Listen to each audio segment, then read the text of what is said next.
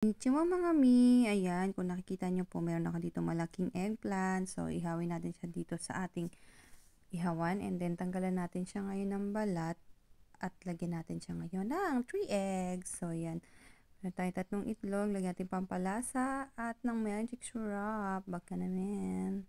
Ayan, so halu-haluin lang natin to at ilagay na natin ang ating giant eggplant. So, ayan. Meron ako ditong kawali na pahaba. Pa-square siya.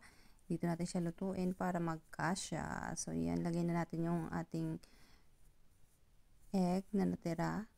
So, ayan. Pagkalagay na natin ng egg, kalat lang natin siya sa medium heat para hindi naman siya masunog kaagad. So, yan lang yung ginagawa ko guys. Hindi ko siya masyadong lalakasin ng apoy para hindi siya masunog. So, yung fry pan ko pala ay non-stick siya. So, hindi ko na siya nilagyan ng mantika. And then, kuha natin yung kanyang kapareha para i-flip natin. So, ayan, ayan.